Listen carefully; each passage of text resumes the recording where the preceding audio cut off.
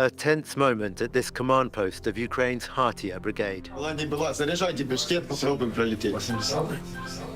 They're watching live surveillance footage as Russian UAVs home in on their troops in Kupiansk, dozens of miles away.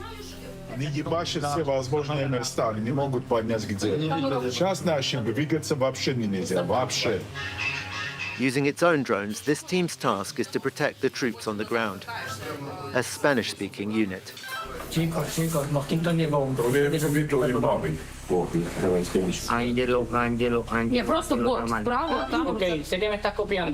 Quédate en el sector donde estás, no te vayas a mover, ¿vale? Te informamos cuando pase un poco los pepinos. The battalion's deputy commander was nearly killed in Kupiansk himself. He says he owes his life to two Brazilians who were part of a mostly Latin American team he led into battle there last December.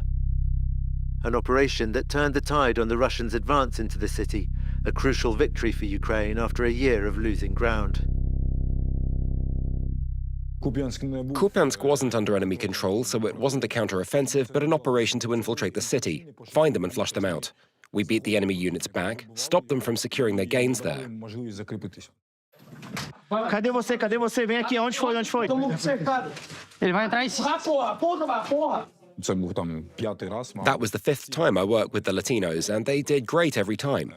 Today, they're fighting on behalf of those who got out of the draft, who paid a bribe or fled Ukraine, or just the ones the draft officers haven't caught up with yet. They're making a huge contribution because they're replenishing our ranks. The first Latinos to enlist paid for their own tickets. Then a Ukrainian soldier who is half Argentinian, Nazar, pioneered a scheme to replenish the ranks much faster. A friend of mine said to me, look, I've got 20 guys who want to come, but they haven't got the money.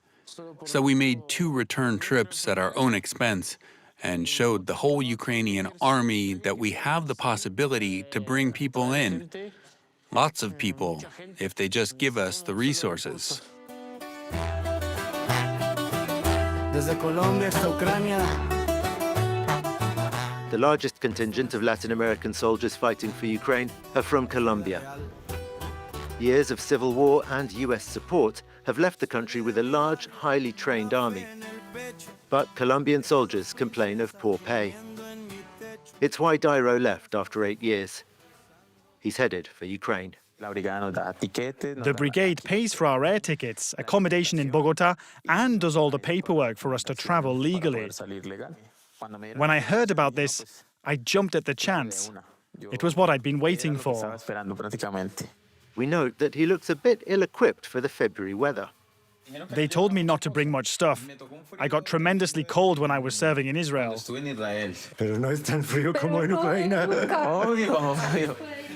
This is a halfway house, constantly full of men on their way to join the Ukrainian armed forces. We're doing it out of a vocation to serve. Plus, it's a noble cause, to go and fight under a flag that is not our own, but that of a people that is under attack. It's a bit like if my neighbor broke into my house. It's a sentiment shared by many of these men, but not all. What everyone agrees on is that they can earn far more in the Ukrainian army than they can in Colombia. Here, when you leave the armed forces, all that's waiting for you is a job as a security guard. Security or bodyguard, right? And if you didn't finish your military career, you don't even get a pension. But the pensions you can get aren't enough to survive anyway. You have to go out and keep working to keep fighting for your life and your family. Once at the airport, a representative of the Ukrainian army hands out the passports and boarding cards. He asked not to be identified, but told us emphatically that these men have been made aware of the very great risk they're taking. Dairo is thinking of his daughter. If anything happens to me, I want my brother to give my daughter a monthly allowance until she comes of age.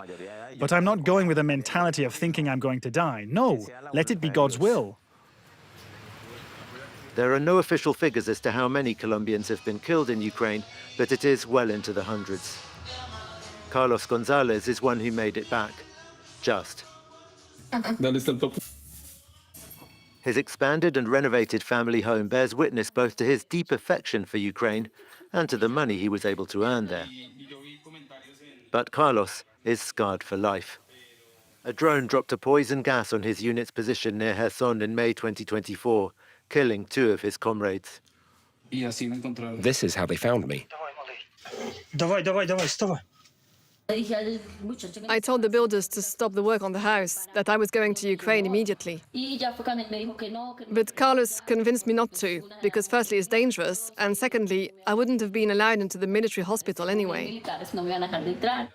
Claudia had tried to persuade Carlos not to go in the first place, but he was determined to return to the military life and bore a grudge against Russia.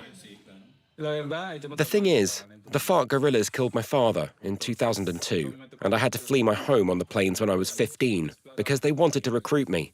I always knew that the communist countries were supporting the guerrillas, Russia, Cuba, Venezuela, so I identify with Ukraine in part because of that. Armed groups approached him again, he says, after he came back. This time, a polite refusal was enough, but it's clear the criminal gangs are very interested in Ukrainian drone tech. If you tell any guerrilla group you've been in Ukraine, it's attractive to them. If anyone's thinking of joining some kind of illegal armed gang here or in Mexico, they can go to Ukraine and study drones. Yesterday, I was talking with a friend who told me one of his comrades who he was with in Zaporizhia is now fighting alongside the guerrillas down in Cauca.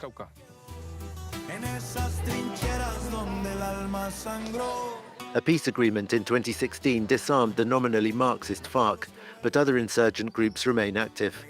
More than 7 million people were displaced by the fighting in Colombia, among them Sandra Cordoba's family. My father was disappeared. We don't know by which group, but he was disappeared. 25 or 26 years ago. So my mum was alone, and she had to work as a cleaning lady in order to bring the 2 of us up. Sandra had one brother, Nader. He was determined to raise the family out of the poverty they found themselves in here. But he also wanted to be a soldier. So, in January 2024, he went to fight in Ukraine. In June that year, he was killed. I can't stand it here.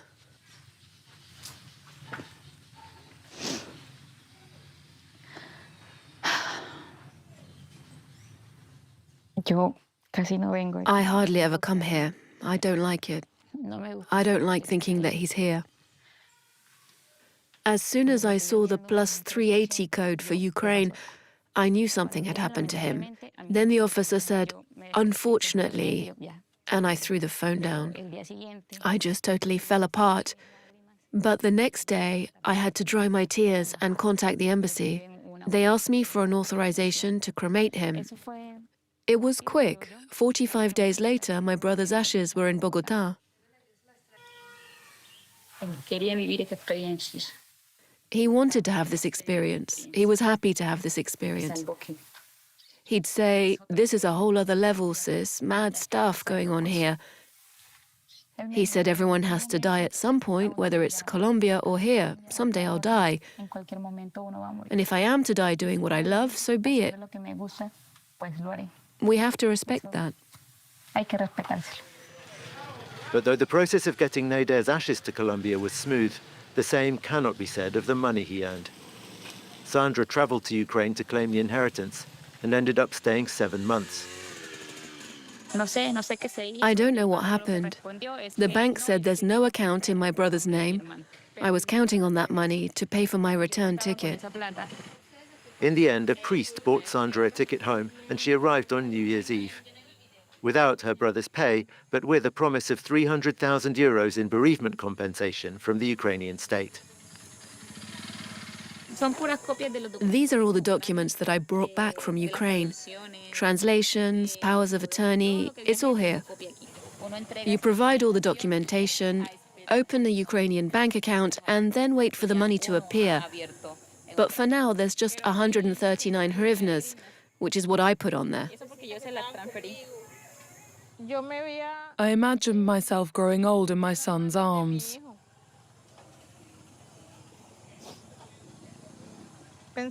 I thought he'd look after me when I'm old.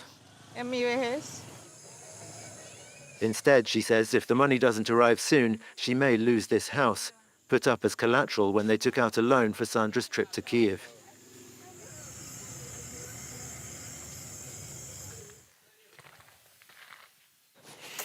Haciendo frío, weón.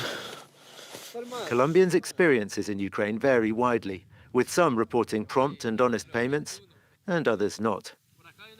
These men have asked to be discharged after a grueling few months. Cachorro was wounded in a grenade attack. It perforated me 1 centimeter from my spine. It damaged my internal organs, and I got shrapnel also in my legs and in my back. They didn't pay me for that mission, just some compensation money for the injuries, which were serious.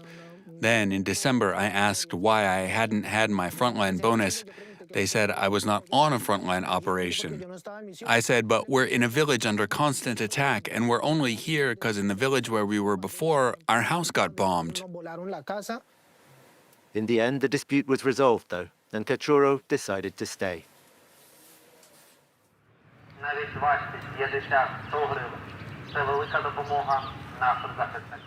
On the streets of Dnipro, this volunteer is raising money for the army. And Dairo and his fellow new arrivals from Colombia are taking their first steps on Ukrainian snow. Okay, 3 coffees para llevar. Yeah. Para go. Cappuccino. Small, big? Big. Big. Yes. Big is grande, small pequeño. Okay. Super. We've had a super excellent welcome. All the Ukrainians we've spoken to seem to feel really grateful to us. Muy agradecidos con nosotros que. But one member of their group absconded during their layover in Istanbul. Someone had bought him a ticket to Barcelona. We said to him, brother, it's your life, you're a grown man, it's your decision. But he could have been more honest. And whoever bought him the ticket from Istanbul could have just bought him a ticket from Bogota, and Ukraine wouldn't have wasted the money. This is a great experience, truly. May we all get out alive and go home to see our families again. Exactly, to see our families and do all the crazy things we've dreamed of doing. At the time of completing this report, these men were awaiting deployment in Kharkiv region, most likely to Kupiansk.